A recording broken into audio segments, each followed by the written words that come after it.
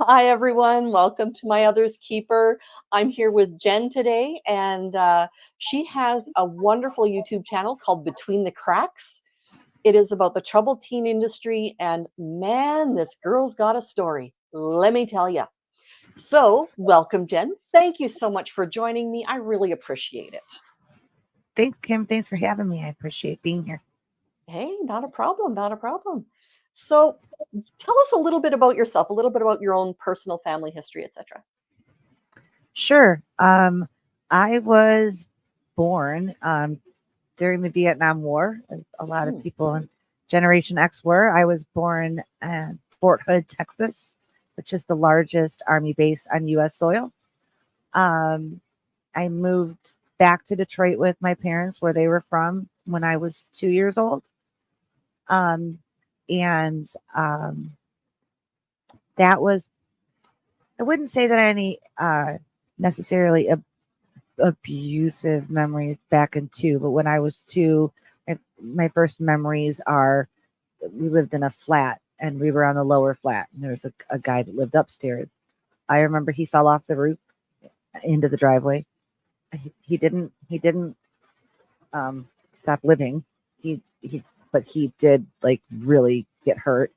Serious I injury. also remember, yeah, I also remember somebody threw a rock through my bedroom window, and waiting for my dad to come home, which actually ended up being the theme of my childhood, was waiting for my dad. Was he a Um, soldier? he was, but he had to give up his dream to be uh, a pilot and going to Miramar because they didn't have family housing there. Mm. So um, that was one of the many things that he used to like to throw in my face, was that I ruined his life because he couldn't go to he couldn't go to flight school. And I'm like, I thought I saved your life by keeping you from being deployed. Like, so I saved your life and then I ruined it. Yeah. Choose your story. Mm, Yeah. yeah. It took him a long time to finally figure one Oh, gracious. out. Yeah. But I was my parents were young. My dad was 22. My mom was 2 weeks shy of her 21st birthday. We are exactly 2 weeks apart, my mom and I. And my mom's a Yankee Doodle dandy. She was born on the 4th of July. Ooh. Um, mhm. I was I was uh I was I was essayed when I was 4. Mm-hmm. Um, my parents were very unfaithful to each other, very toxic with each other, and my mom was having a affair with the man next door, and he, for some reason, I think the mom left or died, something, I don't know. He had 3 sons, and they were 6, 11, and 13. And I was very close to the 6-year-old. He was like my best friend slash big brother, kind of. I had a really great relationship with that kid.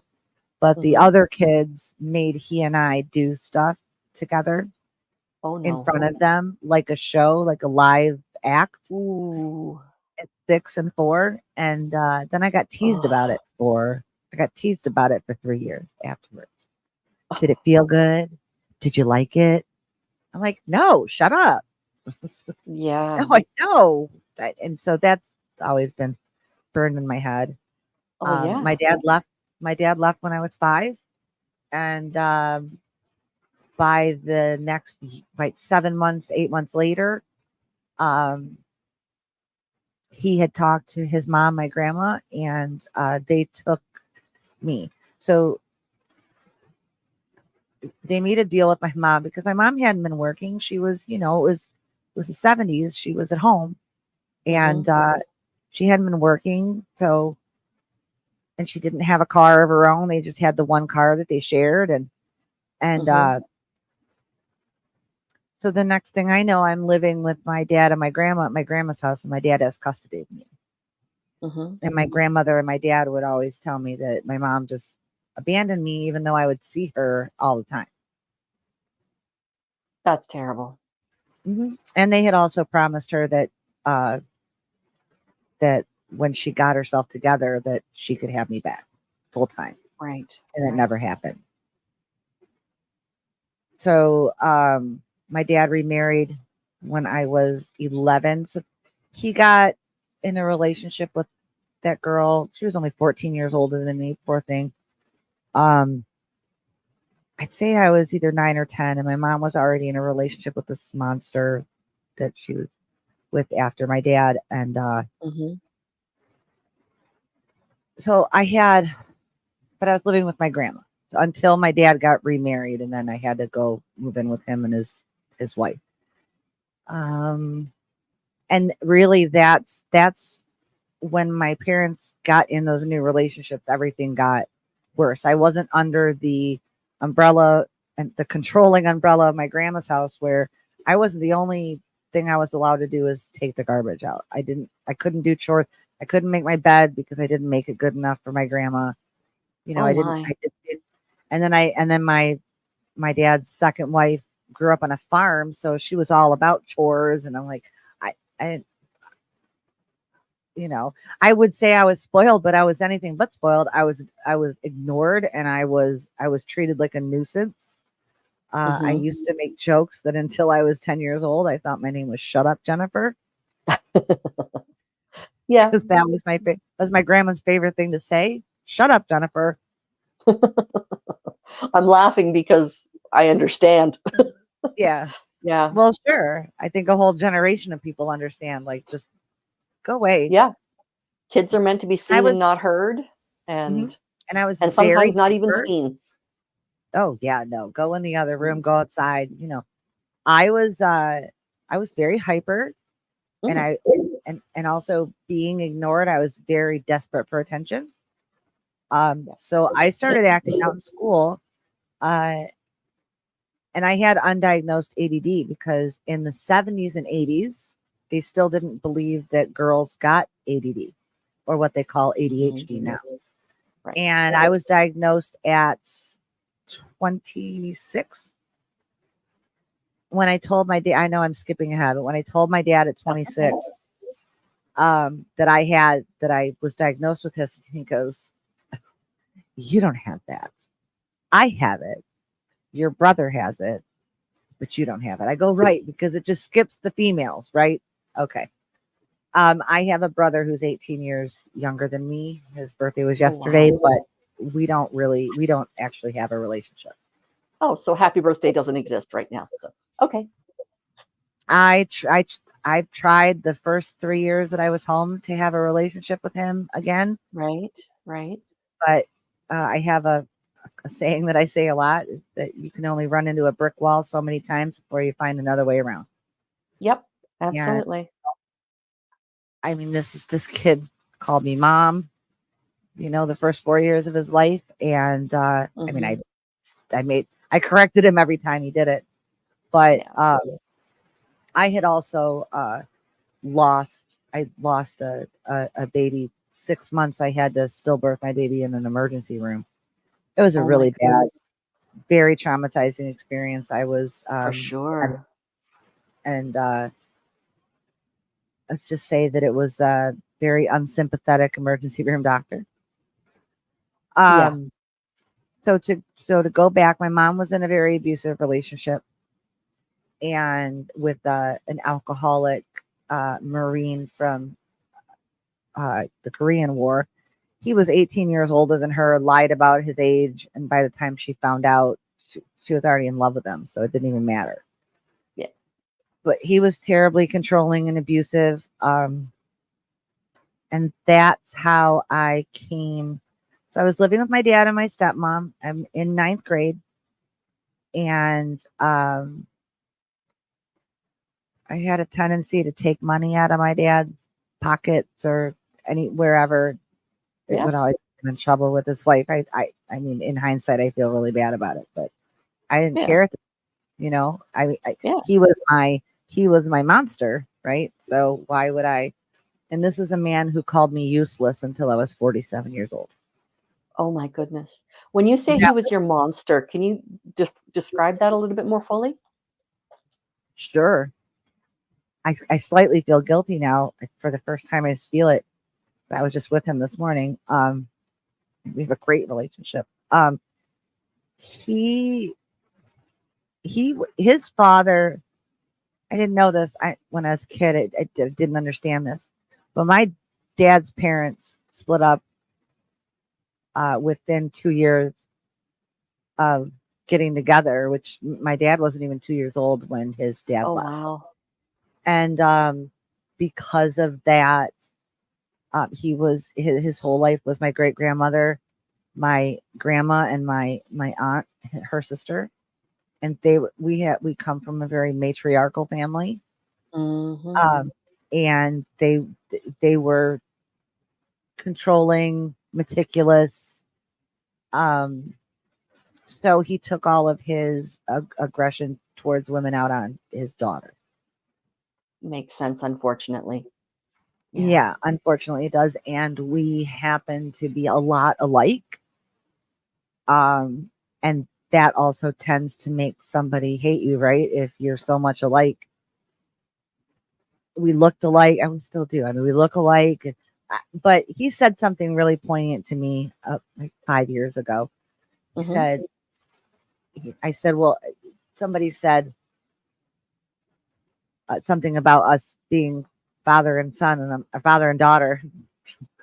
And I said, well, I said, if you can't tell by looking at us, obviously you can tell by our personalities. And my dad was like, hang on. He's like, you have your own, what did he say? It was really good. You have your own way about you, really. It's like your own spirit, your own soul, whatever, He's like, and you need to embrace that. And I was like, who are you? And what did you do with my dad? I said, I did. I Yeah. literally looked at him and I said, are you dying? And I Oh, wasn't wow. kidding. It wasn't a joke. I'm like, are you dying? Why are you saying such nice things to me? And he started laughing and realized that he hadn't really said nice things to me before that, occasional thing here or there. The reason that I call him my monster is that he he went from being my hero and just Hmm. like my obsession when I was little Hmm. to being this kind of half there. And when he was there, he was either sleeping or just always mad at me. Hmm. Um, the physical, the physical abuse didn't start happening until he remarried and we all moved in together. I remember specifically one night when I was 11, I was doing dishes after dinner, and I don't know what we were fighting about. We were fighting about something. We always fought, and especially like as I started to get older, and the hormones started, and then that whole rebellious thing started. Right. Um, I said something, and I said, "I hate you." Kids always tell their parents that they hate them, right? And he walked away and went upstairs and went in his room. So I just kept doing the dishes. So I was like, well, that's really weird. He didn't do or say anything. And he came downstairs about 10 minutes later. My dad's 6'4". He was a Teamster truck driver and biker. Oh, my.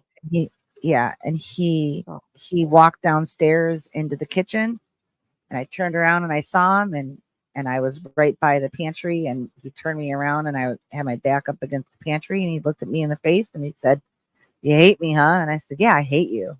And he punched me in the stomach Ooh. like a Ow. man. Mhm. Like a man. Mhm. Yeah. Yeah. You're lucky he didn't rupture something. I am, Like, because nothing was done about it except finish the dishes and go to your room. You're grounded for the whole summer. you're grounded for the summer for saying I hate you to your dad. Yeah. That's no overreaction at all, is it? Oh, my word. No. No. Why would he Oh. overreact? Oh, my goodness. Mhm. Yeah. So by the time, I was acting out in school. Like I stole our class mouse. I don't know why. I don't know if I wanted the attention or I just wanted the mouse. Like, I don't know. I just wanted something. I was searching for something, and I ended up Yeah. like stealing the glass mouse for some reason. I don't know. You know, of course, I got in trouble for it. And then when I got in middle school, I stood up in 7th grade in the middle of my Spanish class. My Spanish teacher was being hard on me, and he was a man, and I stood up and I cussed him out. Okay. And then in 8th grade, I was kind of I was bullied into I started getting bullied in elementary school, but it started to get worse in middle school. Because again, I was really hyper. I was really like, you know, Right. and then when I was in 8th grade, I was bullied into like her fighting this girl, and she ended up telling me later on in adulthood that I was her bully, and it crushed me. Ooh. Yep. So I was 13, and of course my dad got called. He worked midnights a lot, so when I would get in trouble in school, he would get extra mad. So he picked me up, and before we even got out of the parking lot of the middle school, my head went into the passenger window. He just took his hand and just slammed my head up against the window. Oh my word. And so by 9th grade, when I was 14, he had this $5 bill in a jar in his closet. I didn't know why. He didn't explain it to me. He didn't say, "Hey, check out this cool $5 bill. Here's the history behind it." No, he didn't say anything to me. He just had a $5 bill in a jar, and I took it, and I kept replacing it with $5 bills. Well, it was a special silver $5 bill, and it was worth like $5,000. Oh, I didn't for know you, it's a that. $5 bill. Right. It was a $5 bill to a 14-year-old girl. Yeah. And he woke me up. He was getting ready for work, and he noticed that it wasn't the right bill. And he woke me up at 11:30 at night by like smacking me in the face. And he had the jar in his hand. He's like, "You take my $5 bill." And of course I was like, "No, it's right there." And he's like, "This isn't the right bill." And I'm like, "I don't know what you're talking about. The right bill, the $5 bill." And then, he explained it to me,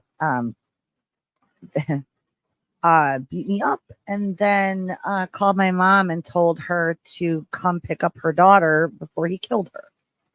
Oh, sorry. Yeah. And so then I had to go live with my mom and her abusive boyfriend. And I had already been, having issues at home as well. My dad's wife took part in whipping me with my dad's belt, because I went to the mall and I stole a box of blonde hair color and dyed my hair blonde in the basement of the mall. My mom was blonde, or is blonde. My mom is blonde, and I've always been auburn. I've been on the ginger spectrum. Yes. Hello. I'm a ginger. But I just wanted to, be like my mom, and this woman not only beat me with my dad's belt, which had his truck rodeo winner's belt buckle on it, which was big because they had truck rodeos in the day just for fun, and he would always win because he was a great driver. But I was 12 when that happened. She whipped me with that belt, and I just would not break for her because she had no business putting her hands on me. And I just laughed at her, which infuriated her. Oh, absolutely. My mom had already I'm sorry, I'm skipping around. My mom had already left when I was 13. She got pregnant, and she took the opportunity to get away from this man. Her company was moving to Dallas, Texas. This is the irony, the weirdest thing about me and my sister. We were born 13 and a half years apart, but we were both born in Texas. Because her company moved down there. So, hi, Gypsy Daisy. I just saw her pop up, so I had to say something. Yep. I just thought of but so, So I remember there's a Kelly Clarkson song called Piece by Piece, and she's Yes. talking about her dad leaving her when she was 6. And the very first part of the first chorus is, and all I remember is your back walking towards the airport, leaving us all in your past. And Oh, wow. that song hits me so hard because it was, to me, it was the second time my mom was abandoning me, right? Like leaving me behind with my dad. Right. And we tried when she was pregnant to get me down there for a visit. And then we were Mhm. going to file because it was 14 in Texas, the state of, or the age of what you had to be to say what parent you wanted to live with. Right. It was 14 in Texas. So we were going to file for custody. Somehow he had to have found out because I got grounded and I wasn't able to go. So she moved home and she moved back in with that man because she moved home for me. She could have stayed there, but she missed me. And she That came must have back. made you feel good. Like, Yeah, it did until the story I'm about to tell you. oh, okay, sorry. No, it's okay. He had already been abusive before she moved Mhm. away. So I knew him. I didn't know. So my dad had kicked me out and I'm living with them now. Mhm. And I'm not going to the high school that's like, 3 blocks away. I'm going to a high school across town because that's where my dad lived. So I had to get, driven to school and back every day. And Mhm. I went out one night and I wasn't there very long. I was only there for, I would say, December to March. And then, 4 months. mhm. And then I had a boyfriend that was really innocent. He still is sweetest guy that I know. But like he said to me, he was like, you were never going to stay and I was never going to leave. And I was like, well, I mean, he was very wise even when we were kids, right? Like he was so wise. Yeah. Just very Was he your lovely. age or was he older at all? Or He is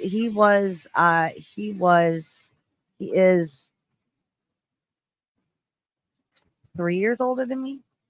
okay. So at 17, he would have really known kind Mhm. of what, I guess, yeah, 17 knows, yeah. He would have And he had a also lot more knew of a worldview. yeah, and he also knew what was going on in my home. Hi, Right. Nisha. Love you. Hello. Sorry about your migraine. I'll speak quietly. Okay, we'll whisper. I'll whisper down here. We'll do Okay. ASMR. Oh, we can join Tommy in his ASMR. Sorry. Wait. Okay, no, I can't even do that. That makes me cringe. I needed that right now because I'm going deep. Okay. So we went out, me and my boyfriend and his best friend and one of my friends from my school. And we went out to a putt and games place. So they putt, arcade, all that at this place. Mhm. They were just Mhm. having fun. And my mom had asked me to call her at 10 o'clock to check in, which at 14 was very generous. Mhm. But my mom was cool like that and she trusted me. And oh, okay, well then we're not gonna whisper then if it's gonna make it worse. I Okay, yeah, called her at 10 o'clock. right. I had to go across the street because the phone, that's funny. I don't know if anyone's gonna watch this. It's gonna be like, what's a payphone? But the payphone at the little arcade was Right. one was broken and a guy was on the other one and he wouldn't get off that phone. I'm like, I have to call my mom. So I ran across the street to call my mom. And Mhm. when I called, she answered the phone and she was whispering and she's like, he's hitting me, please come home. And that's all I had to hear. And I'm like, I'm on my way. I hung Oh up the yeah. phone. I ran back across the street and got everybody. And we got back there and we pulled up and Eric's like, what do you want me to do? I'm like, I don't know. I'm like, just grab your baseball bat and Yeah. go back. And so I went to the door. He had one of those deadbolts, one of this Mhm. controlling thing right here. It says, an abuser when he has one of those uh, deadlock that has a key on the inside and the outside, and only he had the key for it. Ooh. He had taken her key. Yeah. So only he had the key for it. And my mom answered the door, and her nose was busted, and she had a white shirt on, and there was blood all over her shirt. And so the house faced like this, but the door was sideways. Like you walk up on the porch, and it's the living room window, but then the door is over here. And it's a Cape Cod style house. So when she opened the door and I saw her, behind her was the landing to the stairwell. And there's like a hallway right here that goes to the first floor of the house. And I saw my mom, and my immediate reaction, because I had smoked a little THC and maybe had a couple beers, that I was already starting to try to numb myself to my life, not a lot. Like I didn't really do much. I smoked, cannabis and cigarettes. And but it wasn't, the only thing that I did compulsively was the cigarettes. Right. And so I threw my purse past my mom because I just snapped. And like I screamed expletives, and I turned to look down the hallway at him. And I'm going to show you what he did. He was standing, there's like an L-shaped kitchen. And he's standing, there's a long hallway, and he's standing at the end of the hallway on the kitchen counter, like this, like arms crossed like this. And he raises his hand, and he goes, looks at me right in the eyes. And he goes, and I ran for him. That was, and when I did, maybe not bright. No, it wasn't, because when I did that, he grabbed the pew pew that was on the counter next to him. Oh no! Smacked me across the face with it,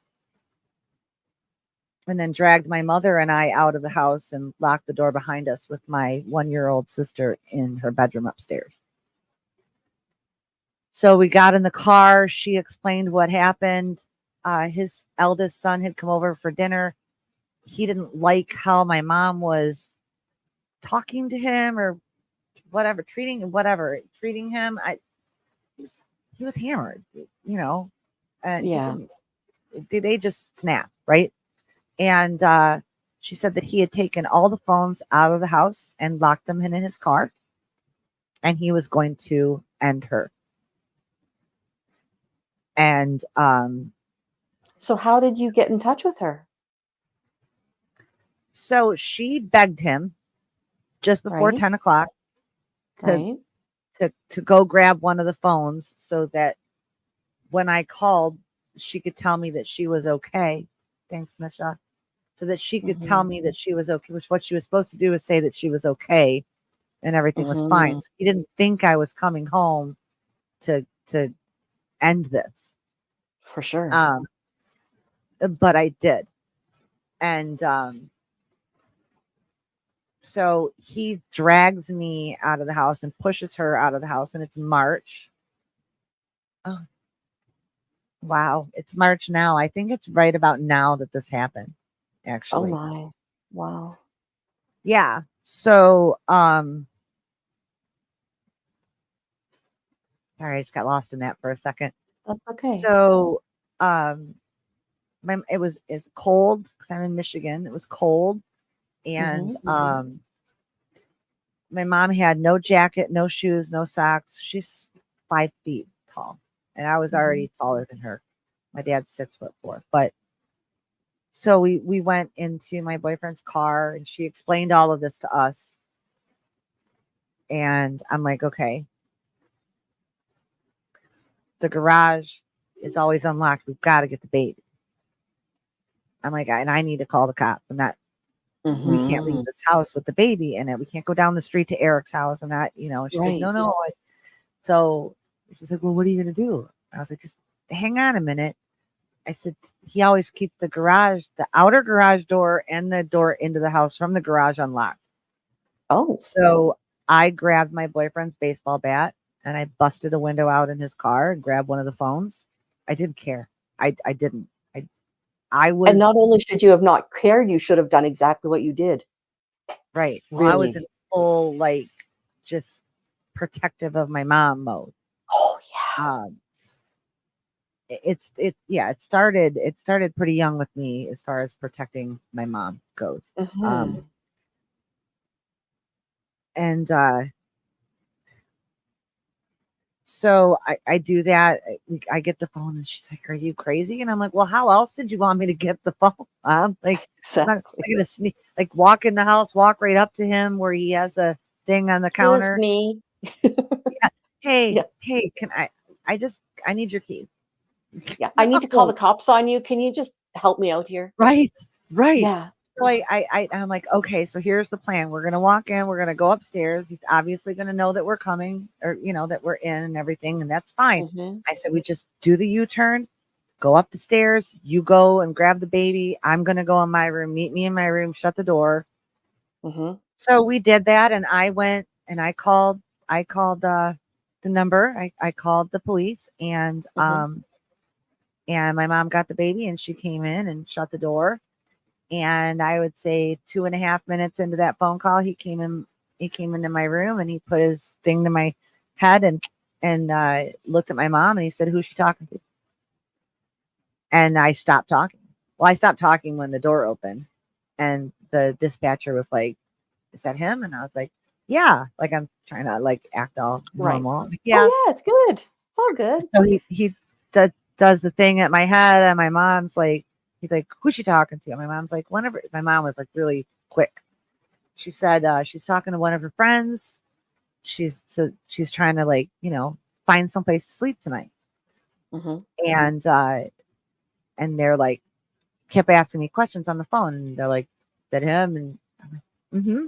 And they're like, "Does he have the?" And I was like, "Yeah." Mm-hmm. And they're like, "Well, just stay on the phone. They're going to be right there." And they were like within 30 seconds. We lived on a corner house. And so there was 3 patrol cars that came up. And my bedroom faced the front of the house, the corner. And he Mhm. saw the lights and he hit me with it again. And this was back in 1985. And that was before they had changed the law for DV where somebody had to be arrested. Mhm. And my mom was too frightened to press charges. And the cops mocked her and joked with him right in front of us. And I was like, "Hey," I'm like, "he attacked me too. I want to press charges." And the one cop looks at me and he goes, "You're a child. You have no rights. Maybe if your mom would stick up for you." So they made the 3 of us leave. They took his shiny toys and they Yes. said, "You can come pick them up in the morning." So my mom and Was me he and my sister had to. inebriated? Oh yeah, but they didn't Okay. care. Okay. No, one of them under his breath said, "Women, they'll never learn." The attitude toward women isn't great now, but man, was it bad. I remember like you watch TV shows from back then and you think, "Oh, they're just kidding." No. No, they're not. No, no, Not even a and little. and if in statistics, which are statistics tend to be you have to kind of check, but it's Mhm.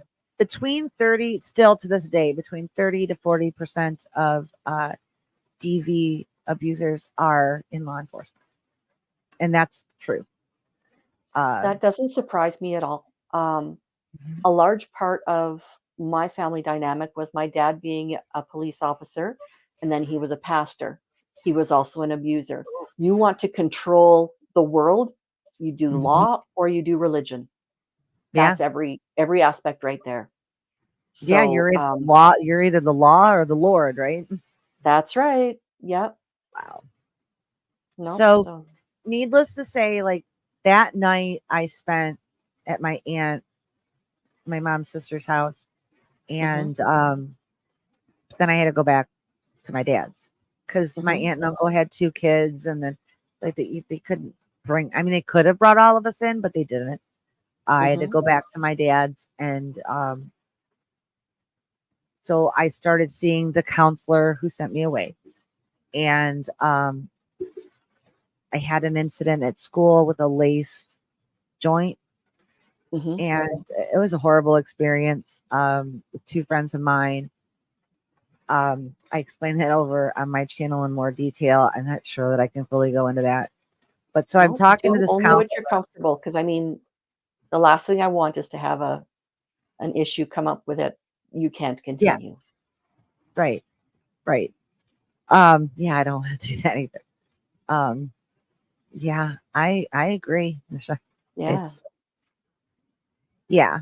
So within a month, I was gone. I was in Minnesota, and I'll explain. So I started seeing this counselor, and she started pretty much right away, like really focusing on me being the Mm-hmm. problem, because my Mm-hmm. dad and his wife had already talked to this lady and everything, and I was just like, yeah, I mean, I do act out. I do have, whatever. And she's like, well, do you have a drug problem? And I'm like, I don't think so. And she's like, well, I don't. I think kind of do. Then she shows me this beautiful brochure for this place, and Holly, oh, I wish I was warm like you are. Bubbly. I'm very happy to know that you're relaxing, Kelly. I haven't talked to you Yes. since earlier today, so I'm glad to see you. Okay. Yeah. Um, love Kelly B. We She is gotta so we gotta nice. look out for our girl, by the way. That's right. Rally. Um, so she starts selling me on this residential treatment program, and it's in Mm-hmm. Minnesota, and it's you can put thousands of miles or hundreds of miles or whatever she said between you and both of your households and both of your parents and yada yada. She's using all of these things, Mm-hmm. and right before I went, I ran away for the first time because I was like, I don't want to do this. Like something Right. feels wrong about this. Is something A feels little too good to be true. like I'm just in everybody's way. My dad's about to get a divorce. My mom just gotten nearly killed, and I'm sorry, I did it again. Um, and there was nowhere for me. Mm-hmm. So I ran away for a few days, and I had no choice but to come home because I had only had one cycle before. Oh boy.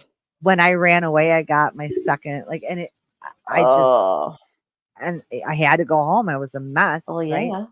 And I come walking up, and I'm like, I've got blood all over me, and my dad's like, oh, what happened to you? What did you get into? And it was so embarrassing to have to go, well, I got my period. Yeah. He's like, that's why you came home? And I was like, look at me. Yeah, that's why I came home. Why else would I want to Mm-hmm. be around you? You're Mm-hmm. trying to throw me away. And finally I agreed to it. So there was no gooning of me. I was not picked up Okay. in my bed in the middle of the night. I Okay. technically went willingly, but I went willingly to something that was sold to me, not something that it was. Absolutely. Well, yeah, you were misled. So it's not even Very going much. willingly. You went under duress without Mhm. knowing there was duress. Yeah. So the next 3.5 years of my life were spent in and out of TTI programs Okay. because So now, I wasn't an addict, and right. I was deemed a liar and in Mm, denial, and you just kept failing these programs. And the first one was a lockdown hospital with multiple floors with different issues. I probably should have been in that hospital for my emotional right. issues and my trauma on the mental ward. I don't disagree with that. I had no business being on the treatment floor. Addiction. Mhm. Now, I'm going to back you up just a touch. You No mentioned problem. TTI. You haven't yet defined what TTI is. You're right. Thank you for that. Hmm. The TI is stands for the troubled teen industry, which has been around since 1970, when an offshoot of Synanon called the Seed was opened. Was a member of Synanon left and opened the Seed. What was And Synanon? Synanon was the first drug rehab facility. So the man who ran Synanon's name was Charles Diedrich Sr., who went by Chuck. He was an alcoholic. He discovered Alcoholics Anonymous, and he thrived in it. He was a very sought after speaker, and so he kind of got high off of that acclaim. Mm-hmm. And so he was also disgusted with the fact that what he called junkies, which are addicts, were not included in AA because AA has always looked down on addicts, because somehow being an alcoholic is better than being an addict, I guess, because it's legal. Well, you know, Kelly, was that the it was the program on Netflix, wasn't it? That has caused so much attention to our cause, to my YouTube channel, to my friends in Unsilenced. That's our advocacy network. They're getting a lot of traffic, and then their TikTok channels and the Instagram channels are getting. I was not at Academy at Ivy Ridge, Kelly. That's in New York State. The first one that I went to was in Minneapolis, Minnesota. It was a hospital called Fairview Deaconess Hospital. And the second one was a long-term treatment center in Ann Arbor, Michigan called Alpha House. I sent away to Fairview Deaconess Hospital for my records, because I need to find out what umbrella companies these programs were under, so that I can find, that I can reach out to somebody, to whoever, hoping that they have my records from either one. I already sent something to the hospital. Well, I'm glad they only threatened you with it, Kelly. But you've been through enough anyways. So that's for sure. You definitely had your own journey. But yeah, so Charles Diedrich started Synanon, and it started as the Tender Loving Care Club in Venice Beach, California. In 1958. And then so it differs between, in my research, between 1959 and 1962. They bought the Armory in Santa Monica, huge building, and they just blew up with. They had this huge building, and so they could bring a lot more people in to stay there and live there and do this program. And Chuck Diedrich came up with something. Kelly will be familiar. Anybody who's watched the program now makes my job a lot easier, right? With explaining all of this, because now we have a form of reference, and we didn't have that until the beginning of this month. What is the name of the show? It's on Netflix, and it's a documentary called The Program: Cons, Cults, and Kidnapping. And it's a 3-part docuseries, and it's brilliant, absolutely stunning. Catherine, who did this film, she put 10 years of her life into this. Wow! And it is still 2 weeks ago today. It came out actually, and it's still the number 2 TV show on Netflix. Wow! Sorry, number 3. The number 3 TV show on Netflix. So we're getting so much exposure. Oh, that's wonderful. Actually, go ahead. Oh, I was just going to say, I don't think that I looked at the breakdown. It kind of looks like a family tree if you do it you start at Synanon and the branches go down from there. I was not in a WASPs program, and that's WWASPS was the name of that company. Now in 2024, this is a $24 billion industry. Holy moly. Selling children. Oh my goodness. Yes. And what are they selling these children to do? they're actually selling to the parents that the children, we're just units. You know, we're just units. Okay. Their customers are the parents. Right. Everything is geared towards the parents. The Mhm. children are just basically held for ransom without the parents knowing it, because they brainwash the parents into believing that the children can't be trusted, and that anything that they say and do is just an excuse to get out and use again, or get out and start their bad behavior again. And the parents believe these people because they're the professionals. Even to this Yeah. day, absolutely making money off the kids. And that's one of the ways it ties into Scientology. So Synanon Chuck Diedrich actually created this thing. So Synanon and Scientology kind of started at the same time. Oh, okay. Right? Yeah. These two sociopaths started their little cults at the same time. And L. Ron Hubbard seemed to quite look up to Chuck Diedrich, because he took Synanon and made his drug program called Narcanon. And he also had what would be considered in the same level as troubled teen industry schools for the kids. Right. You know, they didn't, first of all, they didn't believe they were children. Right. They are just, which I just think infinite aged beings. Right. And, well, yeah. I think a lot of that had to do with that man being a disgusting human, and having a thing for underage girls. So they absolutely hand in hand with Scientology, Kelly, and it makes perfect sense to me now why I've had such a focus on Scientology for like 15 going on 20 years now, is because it really smelled familiar. And the more that I researched it, well, it had been in my head since I was a kid. I read Dianetics as a kid just because my grandma bought books, and I loved to read books since I was little. So I apologize. I have a pinched nerve in my shoulder blade. That's and I'm okay. trying to be comfortable. It's my lower back. So yeah, I'm wiggling a lot too. So, all right. So the TTI started, it's a several billion dollar, billion dollar industry. Wow. Okay. Yeah. It's really sad. And, you know, people's visceral reaction to it amazes me.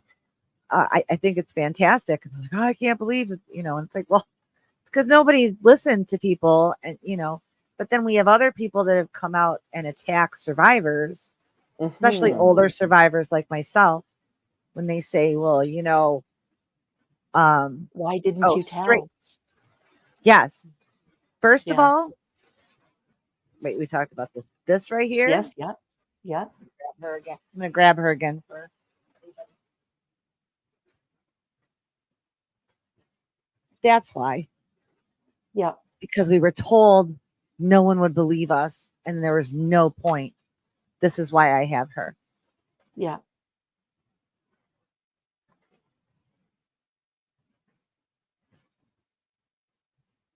Well, that's just going to have to do for now.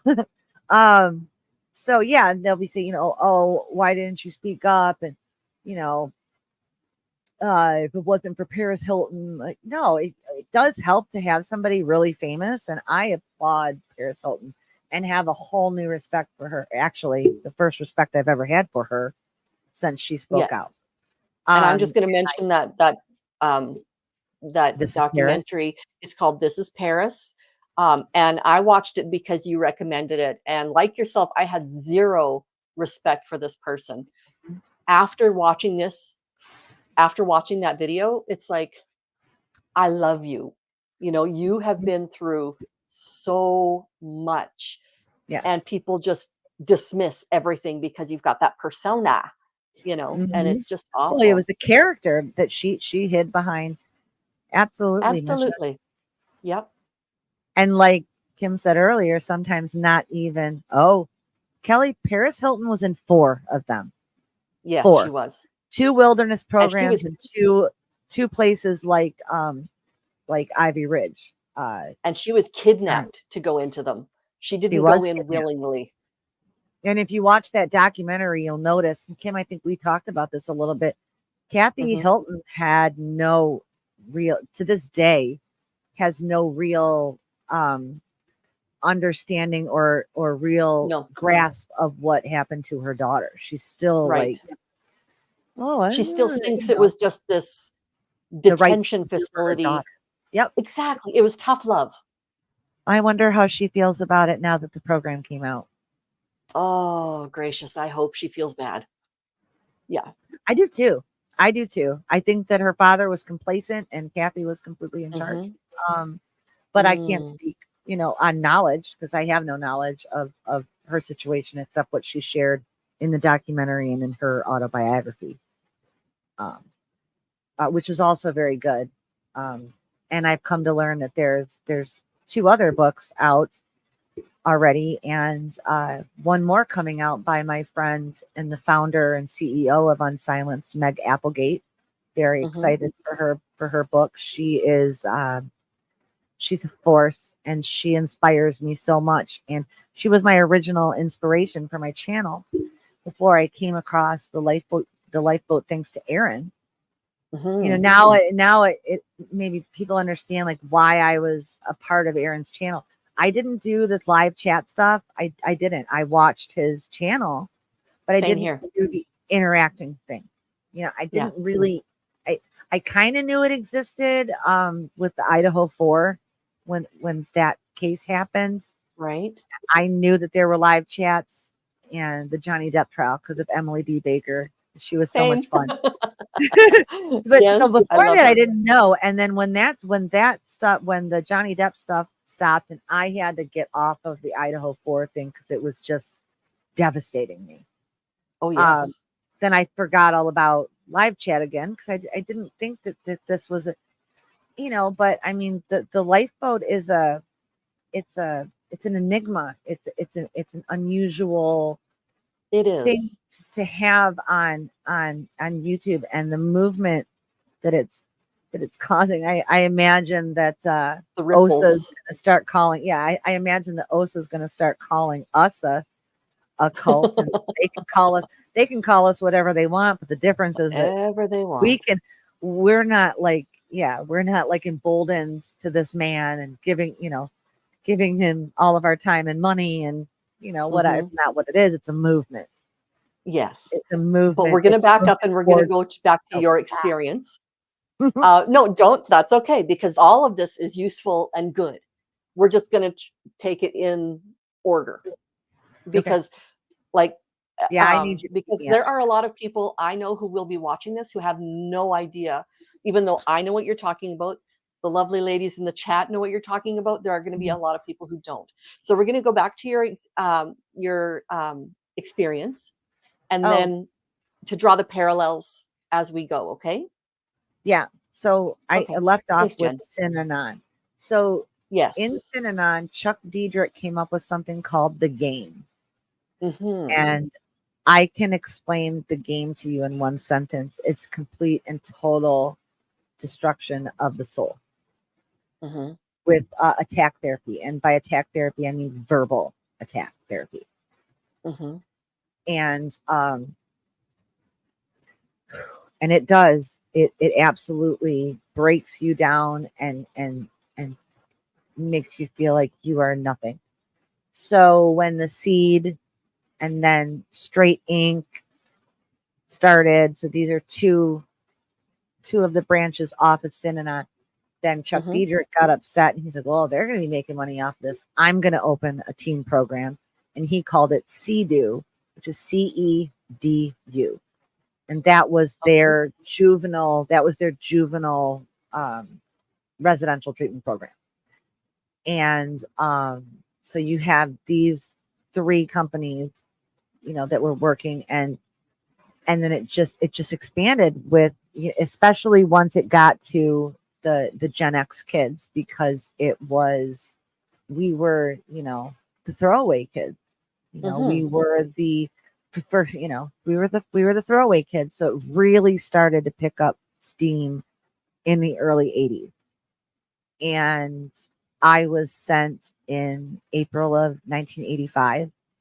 And I didn't get completely out of it. In between stints of running away, until 1988. Mm-hmm. And it stole my, oh, is it 10? Oh, it's 10:30. Oops. Love you, Misha. Tell everyone I said hi. It informed the rest of my life. And what I mean by informed the rest of my life is it made it so that I have struggled to not only have confidence in myself and a love for myself, but also to function as an adult, to hold a job, to have good and healthy relationships, close friendships. I've had close friendships, but I said one sentence to my friends. Now my friends in school were very confused. Like, why are you being sent away? You don't have a problem. Yeah. This is crazy. But the Right. friends that I made when I was 19, the only thing I ever said was, they're like, what do you mean you never went to high school? I said, well, I did a semester of high school, but I never had any more schooling after that. I said I was sent to my sentence. The only thing I would say to anybody until last year. Mm-hmm. I was sent to a drug rehab when I was 14 and I didn't have a drug problem.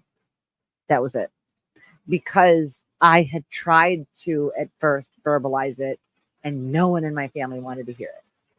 So Did then any of your friends question that statement?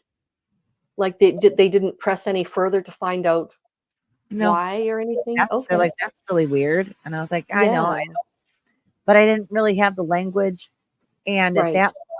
at that point, the door started to close. By the time I was 19, my ability to discuss it started to go. And my memories started to fade. And then the door slammed shut. And then on January 7th, 2023, I heard a podcast that was discussing it, where I heard for the first time the term troubled teen industry. Right.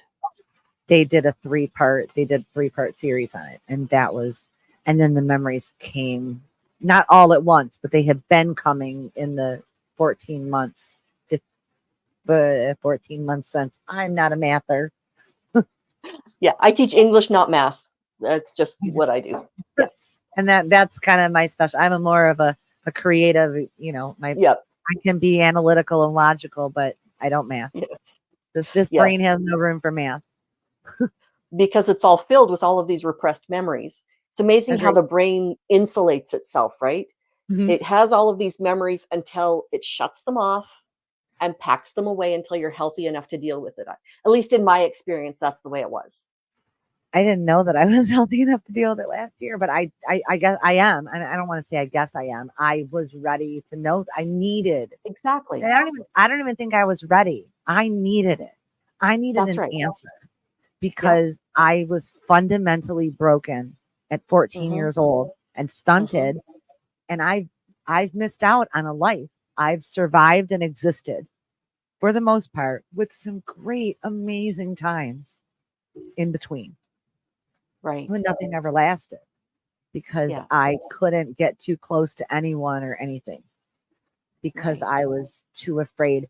And I said for years, decades, in fact, considering the memories that I do have of my childhood, I don't want to know the things I don't remember. Yeah.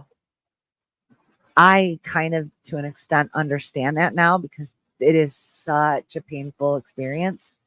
But it set me free. Right. It set me free. It justified what I always knew in my heart, which was that this was done to me. I did not do this to myself. Absolutely. And you didn't deserve it. You're a child. No. And there are still thousands and thousands of children today that are in these programs. There's over 100 programs in Utah alone because they are the most lax state in the United States. Anyone that watches the documentary, it's not really a spoiler, but Mitt Romney sits or sat on the board of Bain Capital.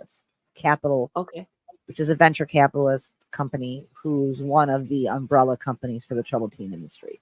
So this does tie into our federal government because these places are getting subsidized as well as getting money from parents. Sure. The program Trails Carolina that I have been covering is where the 12-year-old boy was found less than 24 hours after he arrived there in a very, can't even speak about it way. That place for 83. Okay. That place for 83 days at this Trails Carolina Wilderness program cost $66,000 per child. Oh my goodness. But they give them nothing, and they're in the woods with people that are not even qualified to that's right. Minimum wage with a GED for job requirement. So let's go talk about the game that you were referencing earlier. What is it? You said that it is torture and murder for the soul. Mm-hmm. What about it is it? Like how does the game work? So it's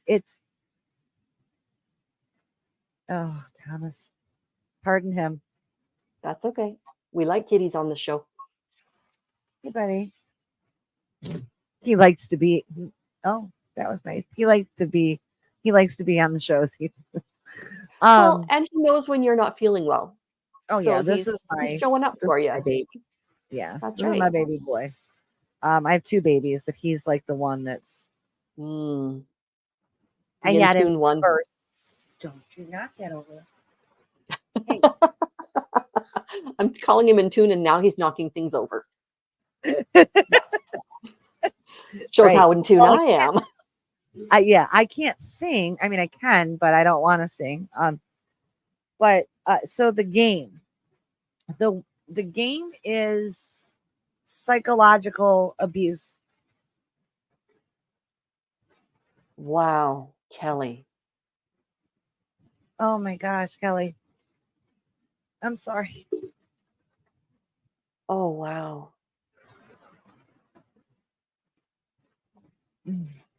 Now, oh no, I wonder though, it probably was one of those wilderness programs. Wow. Okay. So Kelly, it might be a good idea for you to have a discussion with your son and find out some of his memories. And then once you've had that discussion with him, it's going to be a tough discussion. You know, it's going to be tough. But I think it would be wise to have a chat with him. Maybe allow him to voice some of what his feelings are. Or like Jenn, he may have repressed it. And he may need to bring it out in order to become healthy. I have other friends who have children that were sent or were almost sent but don't remember. Right. So, yeah, it and you know what, Kelly, I can help you with that. You know, if you're interested, I can help you with that on the survivor end on how to approach him with it. Perfect. This cat. Now, oh, I'm sure it does. Oh, trust me, it does.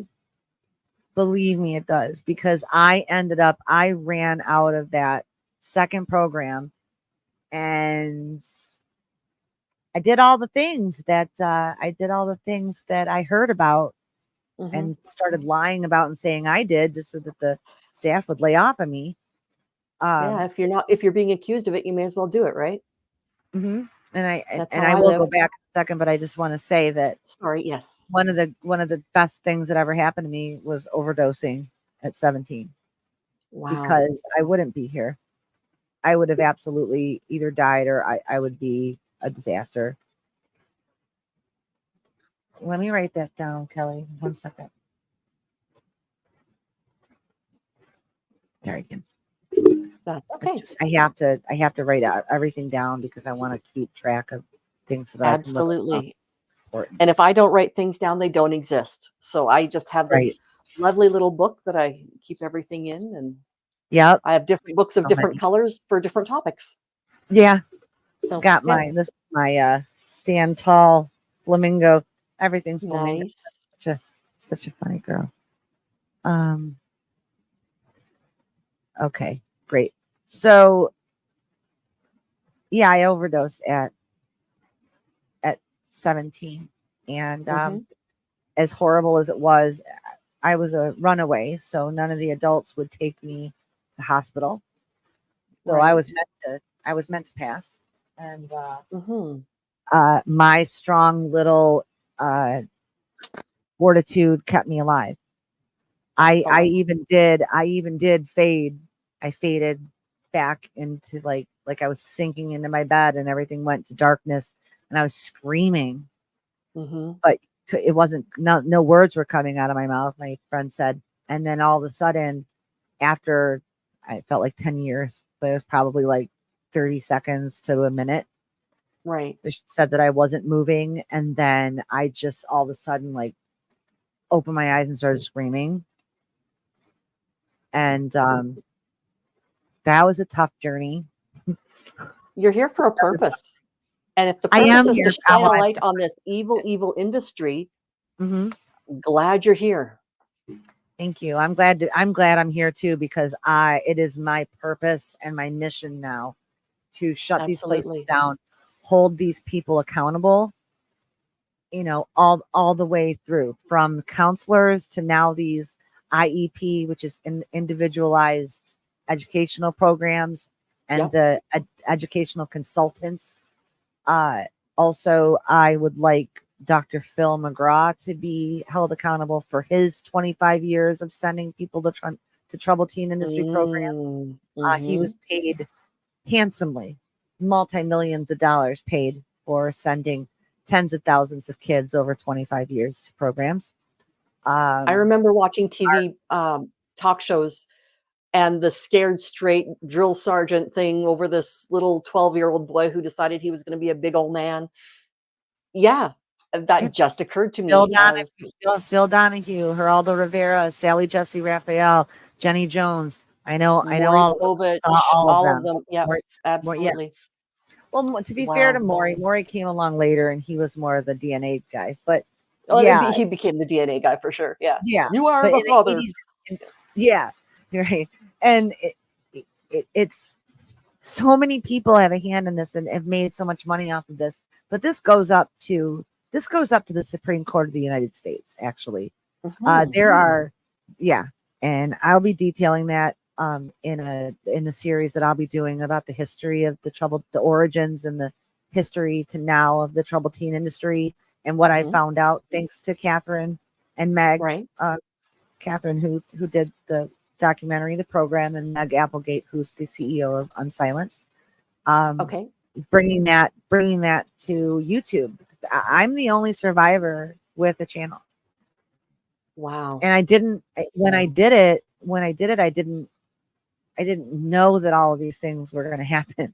When I started the channel, I didn't know that was going to happen to that boy in North Carolina. I didn't know that the program was coming out. I did know that Hell Camp had already come out on Netflix, which is about, Kelly, I don't know if you know about the documentary Hell Camp, which is about a wilderness program. This needs to have ripples like SPTV does. Absolutely. And it's the weirdest thing for me is that it's all connected. And I was kind of led down this path to find myself where I am now. Right. I truly believe that. Like I am on a mission because I'm not afraid. I am an older survivor.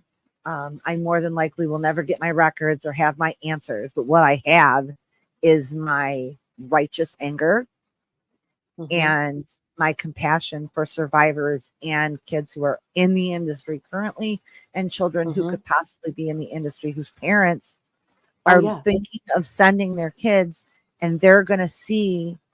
Like I put something up about the program on my Facebook page. I only use my personal Facebook channel now for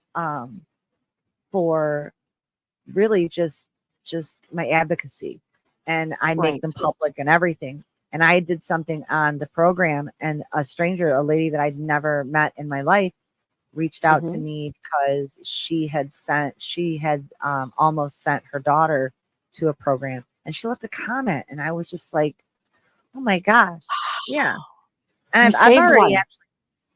well, two more too, because two survivors who weren't aware that have watched my channel, and another parent who had sent their child. Yeah, it's crazy. Technically, I've already hit the goals that I set for myself.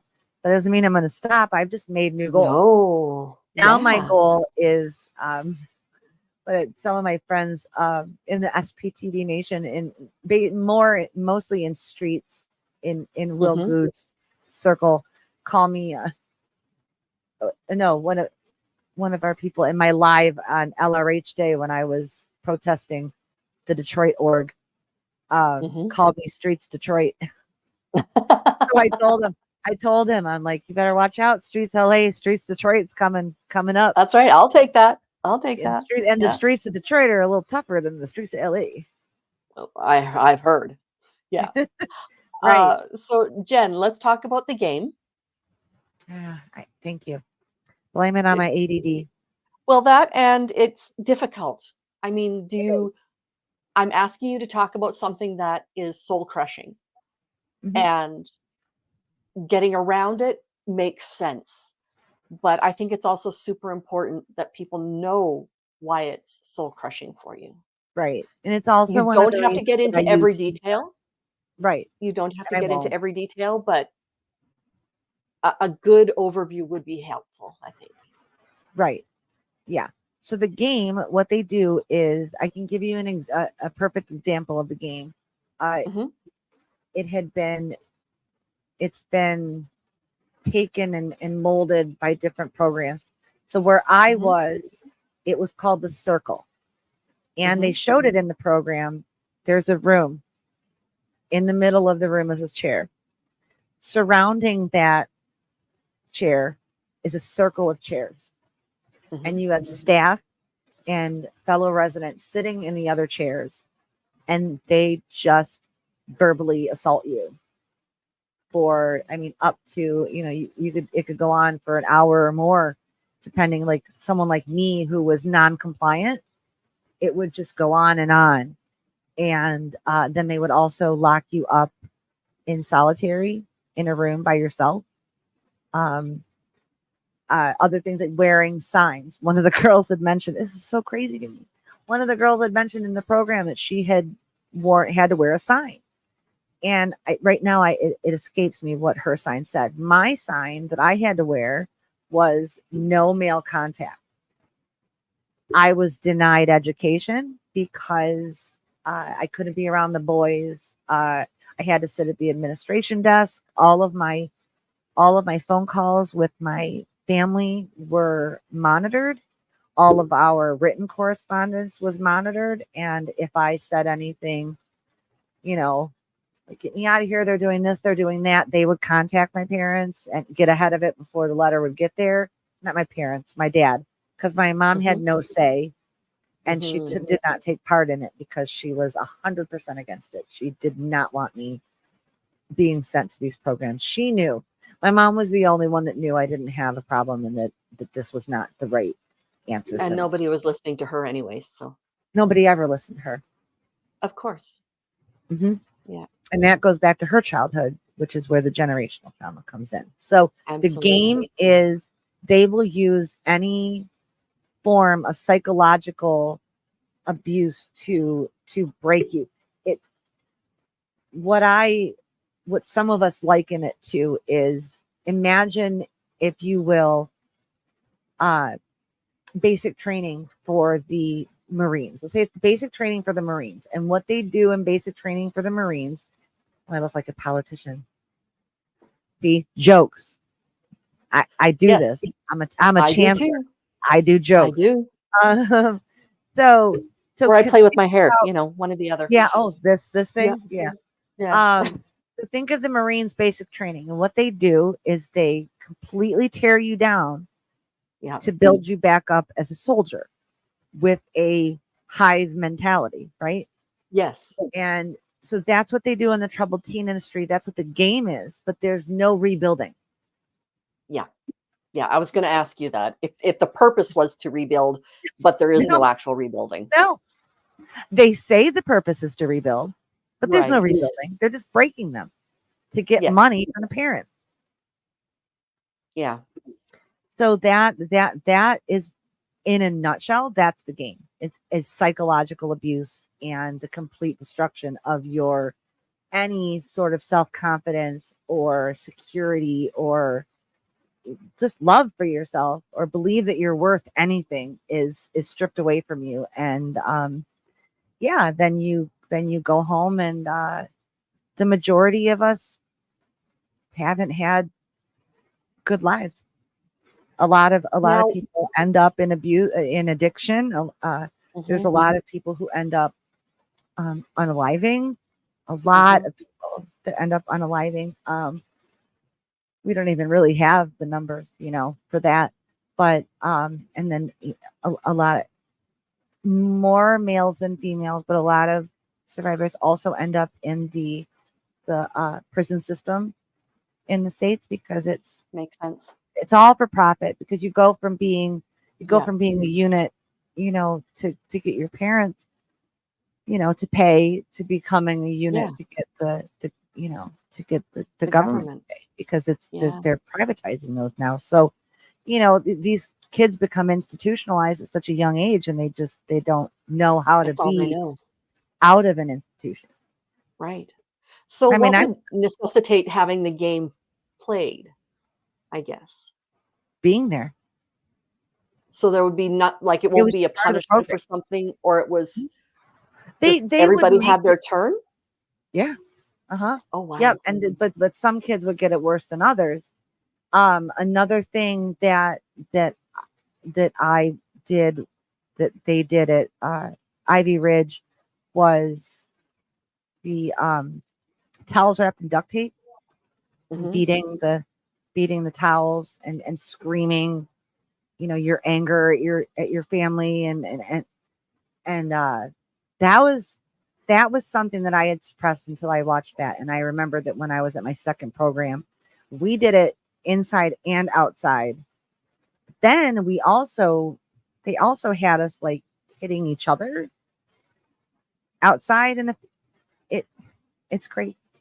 It's just, and then at my second program, they would bring grown men Mhm. into our program for AA meetings. That's responsible Mm-hmm. for And a then they lot of would take us, problems. right, and then they would take us out for other AA meetings, with grown men and women, Right. Right. mainly men in the 80s. Really, it was more Right. men that would go. Um, Because women don't have these problems. They're just now, dear. Right? Women just are here to make babies and cook That's food, right. clean up, and That's do right. laundry. I've heard that rumor. Not sure I believe in it, but yeah, I've heard the rumor. I don't know how to be that kind of woman. Yeah, me neither. Yeah.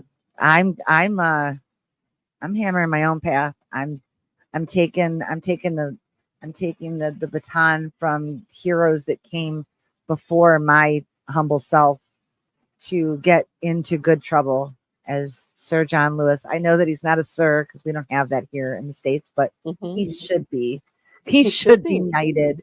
I mean, he's Absolutely. gone, but that man was Yeah. an absolute inspiration He's to a me my hero. whole life. He is an Yeah, absolute hero, that man. Yeah. absolutely. My heroes are different than I think most people's heroes. Gilda Radner is my Mhm. icon, being from Mhm. Detroit. She was from Detroit. Lily Tomlin as well. Uh, Mhm. so my heroes were people like Gilda Radner, Carrie Fisher, because Mhm. she was, you know, she had She's definitely had mental health. buns on her head. Yes. That's the problem when you put Sorry. earmuffs on I your head. also I also have bipolar disorder, so when you're doing this, I'm like, okay, what are you gonna say? Right, you're like, oh no, what's she gonna say? Yeah, It's but the she wore the hairy hairstyle. The hairstyle the does it. hairy Yeah, headphone. that's right. I love it when she would say, So what does George Lucas decide to do is to make a chubby girl's face look even, or a chubby face look even chubbier. Yeah. Yeah, and then people like John Lewis, Nelson Mandela, Robert Kennedy, Dr. Mhm. King, people that John Lennon, Mhm. people that really wanted good in the world and for people to get along and people to be connected and for us to have peace, which I know that a lot of people think that's silly, but peace means more than just like hippy dippy stuff. Oh yeah. It's important. It's peace means getting along with people and agreeing to disagree and not getting caught up in the noise. It's about seeing each other and showing up for each other and supporting each other. Like women, we've always been taught to be more competitive and not trust each other than we were to lift each other up. And that's Right. another thing that I very much believe in is not, I'll never mess with another woman's man. I don't do anything that's disrespectful to another woman. I don't drag a woman for how she dresses, how she looks, what she weighs, who she loves, anything. I support women unless they're like, Unless they're evil, bad in which women. case, not so much. Yeah. Yeah, I mean, I can't say anything about that Black Widow lady from Florida, back in the 80s, Yeah. but Yeah. I don't necessarily support women like that, but I believe, and I've said this before and I'll say it forever. I stole this from the Dalai Lama, but I think he's okay with it. I have a religion. My religion is kindness. Yeah. And it's so much easier than it sounds. And it takes so much less energy than it does to be nasty. Oh yeah. I actually don't even use the word hate. Yeah. Because I don't believe in it. I just don't. Right. And it comes from being such a broken person that I looked for years externally for my happiness and my validation and anything positive because I couldn't see it. I just saw the ugly duckling in the mirror. Right. The little 11-year-old buck-toothed, freckly, colicky haired, spaz. Oh, wait, that's not a word I'm supposed to use. I can't keep up with the words I'm not supposed to use anymore. I know. You know what? I'm reclaiming spaz. I don't care. It's silly to cancel that word. The LGBTQ community reclaimed queer. Remember in the 80s, 90s, the last thing you wanted to say is that somebody was queer. And it wasn't because it was before a that it slur. was gay and Yeah, exactly. Yeah, all of that. So yes, as a person with ADD, I am reclaiming spaz. Spaz, yeah. Okay. Because I was a spaz and I had a cat named Spaz that my dad found in the backyard when she was 15 minutes old. And I named her Spaz after the character in Revenge of the Nerds, but she ended up being a spaz also. Okay. Yeah. Okay. So what other experiences did you have at these care facilities? What kind of experiences? Yeah. So there was the game. What else? Occurred? Withholding education. No rebuilding, no real therapy. You would meet with their doctor, like, once the week tops, and not even always that. More once a week in the first program because that was only 28 days. And I believe that the first program that I was at was a springboard program. And what I mean by springboard program is that they are going to pick the real troubled kids, meaning the kids that were lost and broken from abuse and neglect in the home, to send away to these longer term programs and continue, because it was a lot of wealthy kids. Because parents with money will do anything. They'll spend anything to save their kids. I mean, they will. And I get that. Like I totally understand that. Not everybody's Kathy Hilton, but yeah, yeah, work is another thing. Not at the hospital because that was locked down. So, Okay. we couldn't even like leave our floor, let alone get out of the hospital. Like the elevators were locked, the stairwells were locked. Looking back on it now, that's a fire hazard. A little bit. So Right. how frequently were you allowed to go home? Did you go home between programs or were you simply sent from one to another? So I asked my dad this last week. I could not remember the Mm-hmm. period from how I got from the first program to the second. So I flew home. I think my dad said he came and got me. I don't, or met me at the airport. I don't think he really could remember either. I feel like, because the memories come back to me since he said that, and I'm pretty sure that I flew home alone, but I was transported to the airport and seen onto my plane. And then my dad, and this was back when you could go right to the gate. You weren't held back by TSA. You could go right to the gate. Right. And my dad was at the gate when I got there. So there's no, and it was a nonstop flight from Minneapolis to Detroit. There's no getting off the plane and getting away. And then he took me home for a few days. And I got to see my mom and my sister. And then he drove me to because the other one was in Michigan, here in Michigan. Right. So and, you were in 2 programs or were you in more than that?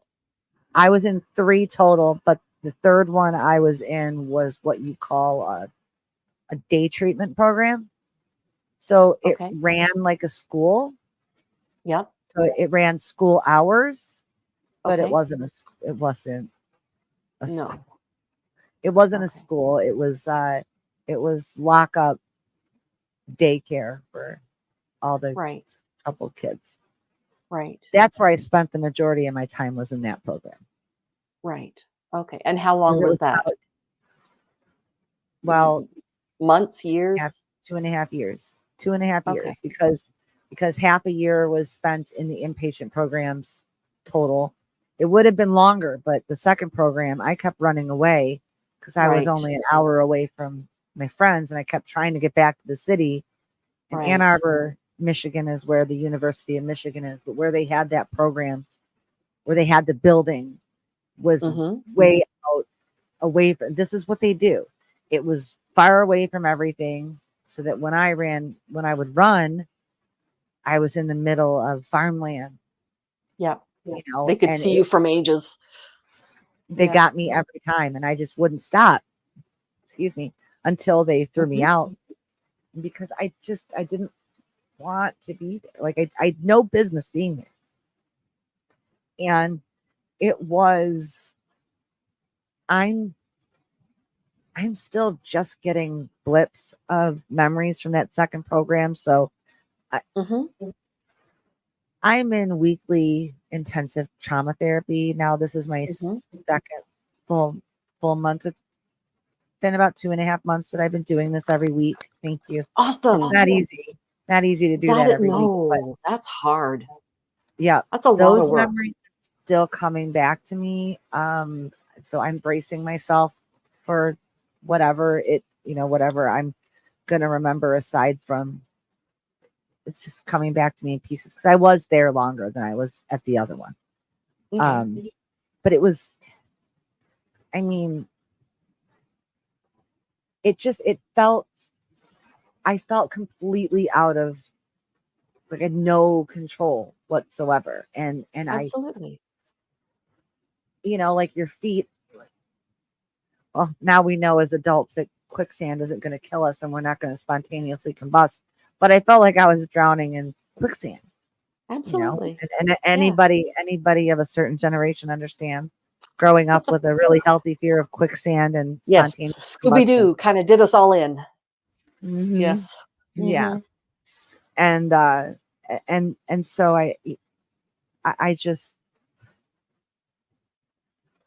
we'll see what I remember, but what I do remember, like I said, I think one of the things that I fear is that my main memory is these grown men. Mm-hmm.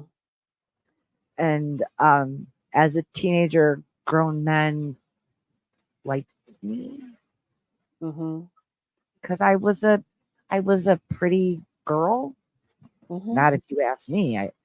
Like I said, Oh I know. no. But grown men have different criteria than a teenage girl does. Right. Well, Yeah. yeah. So I don't. But There are so certain grown men for whom pretty means broken and available. yes, because you can have complete control over them, Absolutely. Yeah. or so you think. Because if you mess with a survivor, then you're gonna be Yeah. miserable. Absolutely. Yeah, that's true. Hmm. So that's. Do you feel like that explains the game Yeah. The game is a whole pile of in, people piling in a on way that you people are going to every understand? awful thing. And it happened regularly. Um, was it a Hmm. lot of forced labor? Yeah. Was So it, they'll attack you.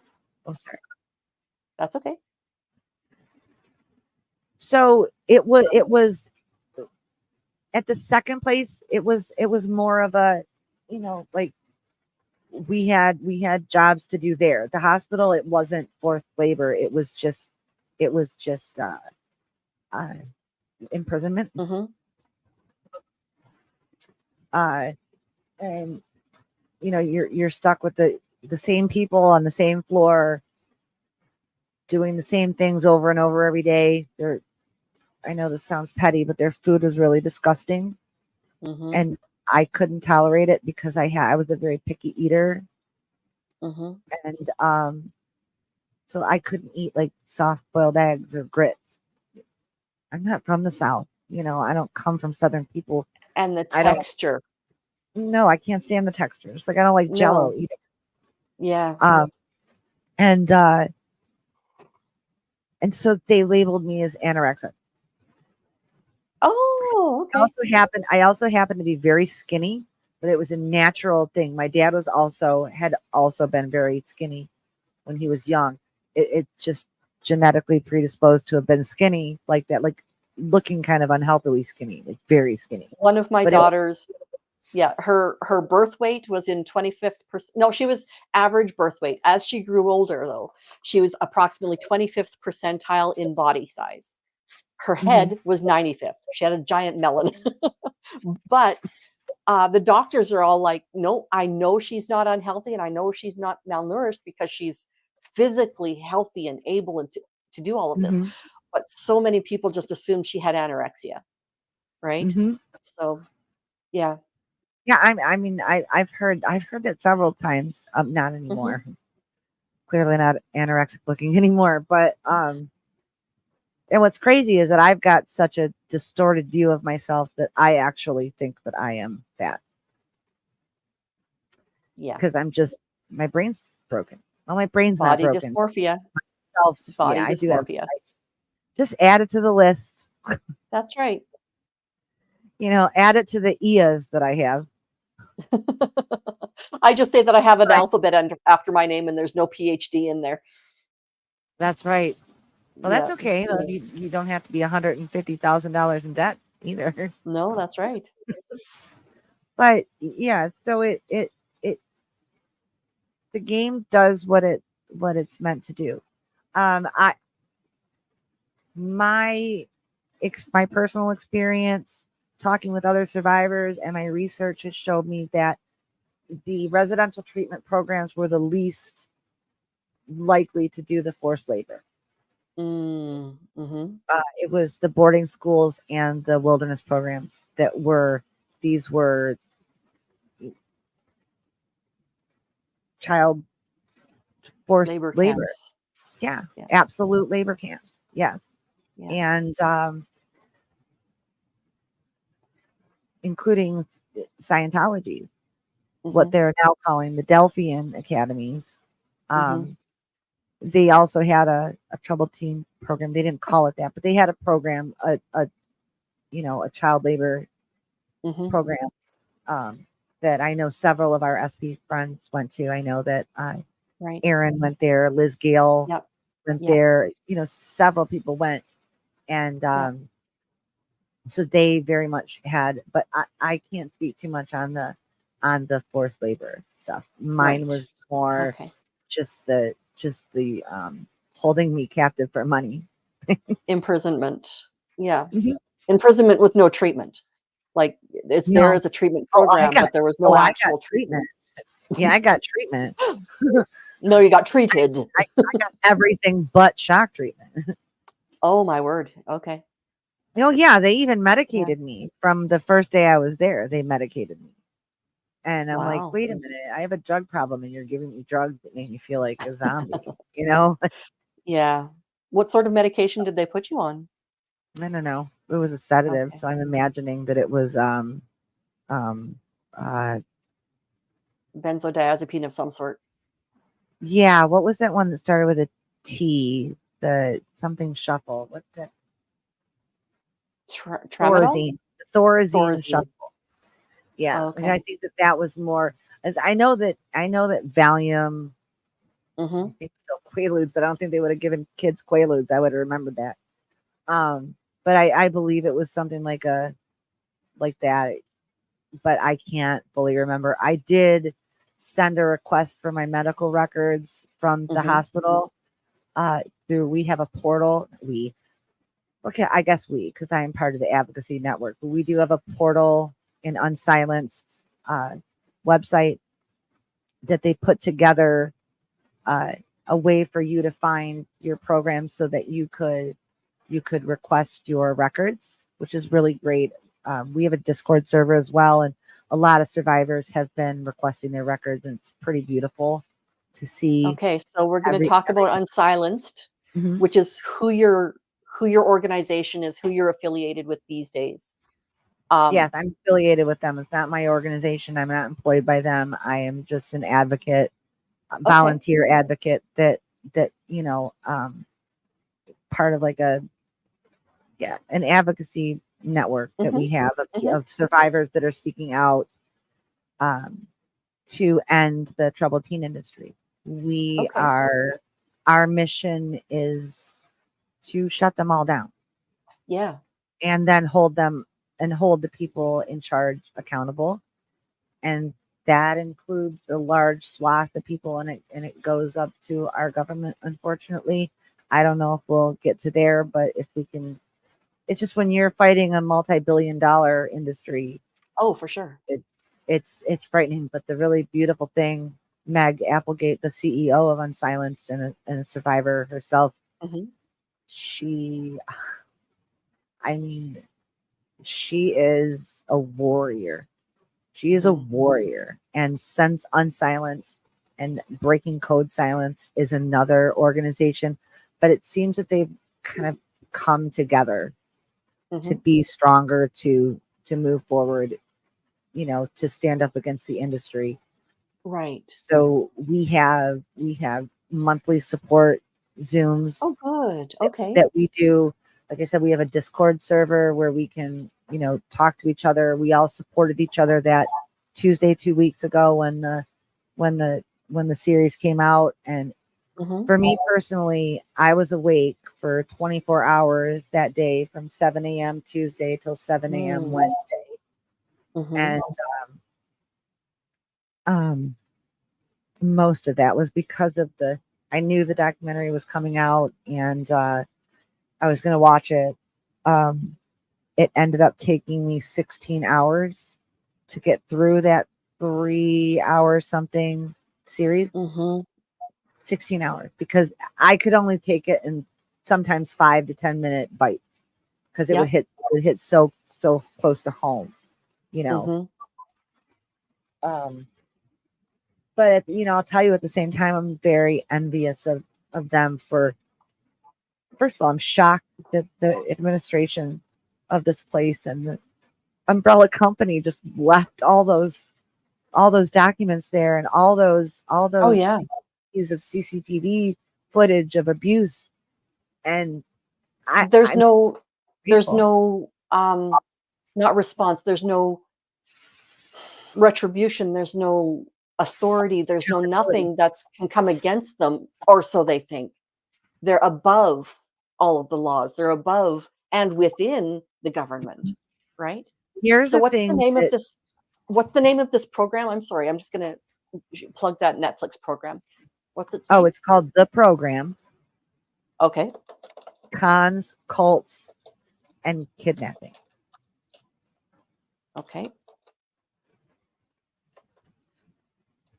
Okay. So continue on.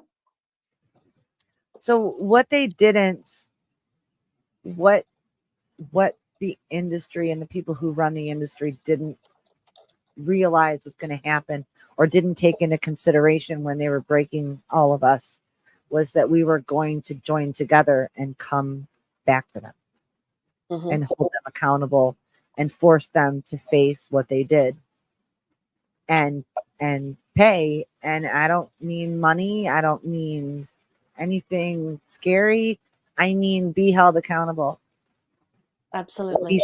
be shut down, have to. Mhm. No, I'd love to see the families of the 350 plus children we have lost inside these facilities Mhm. to be paid. I mean, not that that's going to bring anything back, but and But money is the only thing that speaks. It's a billion-dollar industry. Money is the oh only thing no, that we speaks. want their money, but we don't personally. Like, it's not for Okay. personal gain. Like, I'm not No, expecting no, don't get me wrong. We want the money. planned class action lawsuit here. Absolutely. This is accountability, and it's our responsibility as Yeah. survivors, because we're the ones that know. And now we have the world's attention. So now it's our responsibility to hold their feet to the fire and force them to answer for their abuses. And we're not going to stop. No, That's they right. never thought that we'd come back, that we would band together and come back and force them to face what they did to us. That's right.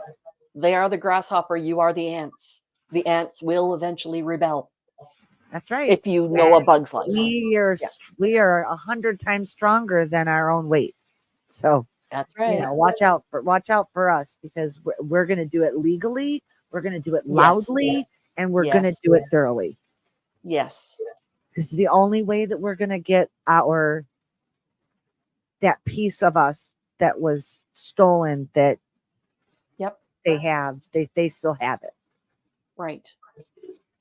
Yeah. No, they don't The have only all way of you anymore. They No, can't they have don't even have a piece. control. No. No, and they're very threatened. It's kind of great. It's similar to what's happened to Aaron for Meg, is that these places are getting really like afraid of her.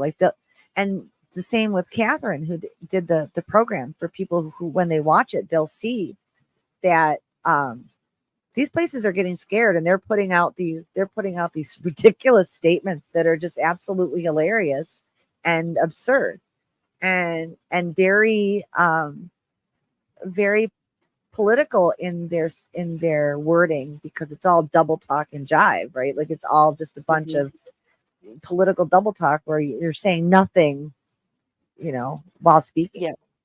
Or you're speaking without saying anything. Exactly. No, that's one thing, that being outside of the United States, I can look at the United States and say, you know what? There are people who are willfully ignorant. There are people who, and I'm not saying which side, because it can be for both sides. It is. Not that it can be. It is. Okay, so it is. There are people who, regardless the truly objective documentation and facts, they won't believe it because they don't want to believe it. It doesn't jive with whatever their political agenda is. And that, or their religious agenda, or their, whatever it is. And that's another part of the troubled teen industry we should talk about, is the religious troubled teen industry program, because religion, Scientology is not a religion. I don't care what anybody says, but they call themselves religion. But there is a big chunk.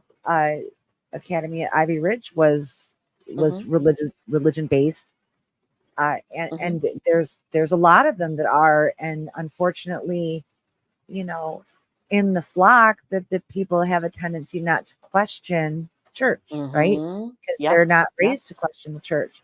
So that's going to be that's going to be probably the hardest for us, is the religious based programs, because their followers will always believe what they're, not all of them, I'm not Because it's saying generally. I want to make it very clear that it's not a general statement. That's right. Now, so far as I've known, everything that you're talking about has happened within the United States. Do you know if it is an international problem? Would there, say, be a Canadian contingent as well? Because There I is, do but know it's geared of, towards Indigenous Canadians. okay, so it was the residential schools, because Yes, all of this is sounding very residential school to me. it still is. So, It still is. yes. It's still Yeah. happening in Canada. Um, Oh, is it? some of these programs from the States went to other countries and were almost immediately shut down. But I've heard from survivors in Australia. I've heard from survivors in Europe. I've heard survivors from South America, Canada. Like, you know, they are all over the world. But this is by and large an American pastime. Okay. Practice. Oh, that's It's an terrible. It's a very American practice. Right. Is to imprison children for money. Yeah. No, and Because actually, now that you said you've heard of it in kids. That's right. Now that you're saying that you've heard of it from Canada, I'm remembering a recent news article talking about taking teenage children from Nunavut to, it's either Ontario or Quebec, to their foster home, and completely isolating them and all of this other stuff. Exactly. Yeah. But I do know some families who have been foster parents where it's a good thing. Yeah.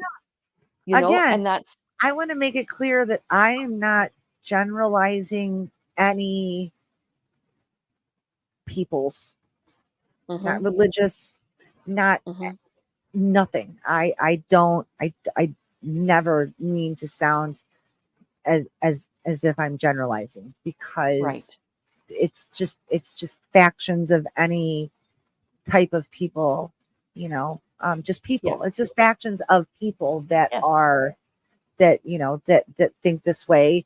And then you have the people that, you know, you have the people that were taught not to question their church, not to question doctors, not to question, you know, the counselors, government, psychiatrists. Don't question the government. That's No. We've elected them. Yeah. Yeah. Ow. Sort of. I mean, I don't know anymore. Yeah. I think that whatever I thought I knew was all kind of a facade. Yeah. But you know, when you realize that, your government is very much a part of the child trafficking, you know, or the trafficking of children, and the false imprisonment of children. And not to say that there weren't kids that needed help, and that there weren't kids that did benefit from this. I want to make that clear too. There are survivors that benefited from this, and it worked for them. Okay. But there are alternatives, you know, that can help kids without, you know, just tearing their soul out of their mouth. You know, just and you mentioned tough love earlier. That's not love. No, it's not. It's really not.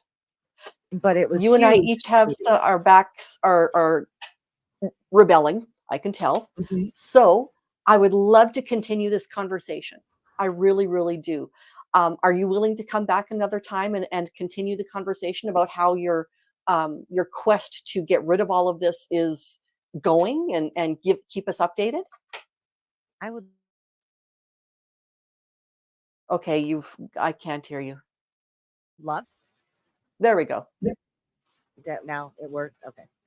My earbuds were dying. Sorry, I had to take them out. Oh, okay. But yes, I would love to come back and let you know how things are going. We also have Meg's memoirs coming out in May. That's going to be another the next thing that's going to happen. And I believe there should be a new documentary being made as well, which I think that this next one will probably be about residential treatment centers like I was in. Okay, excellent. So I'm gonna stop us for this evening. I will book you in for, let's say, May at some point, Okay, and great. you'll have some time then to have worked. And I can't wait to hear everything that you've been able to accomplish, because you are a driven woman, I and am. there's not much that can get in the way of a driven woman. So Not anymore. I'm so excited for this. Thank you Anyway, so much. thank you so much for coming on, Jen. Oh, I can't tell you thanks, how Ray. honored I am that you've chosen to accompany me. I appreciate you. I appreciate you asking. Kelly, I love you. You're amazing. Kelly, you have your own amazing journey that, frankly, the rest of the world also needs to hear. Basically, guys, if you know people who have a story that needs to be told, please tell me. I'm a small channel, but I am willing to shout it to the rafters. Okay. I would love to be able to tell everybody anything There that she is. can be done to help the rest of the world. Because, frankly, what we don't know, we don't know, right? Yeah. You don't know what you don't know until you know, and you can't know Right. until you're told. So That's yeah. a tongue twister. Look, it's Mary. Just in time for Hi, us to wrap up, Mary. Mary. Exactly. She probably just got off the lifeboat. I'm sure. I'm sure. Anyway, okay. Have a great night, everybody. Thank you for joining us, and I will see you again for sure on Thursday. I'll talk to you later. Bye-bye. Bye.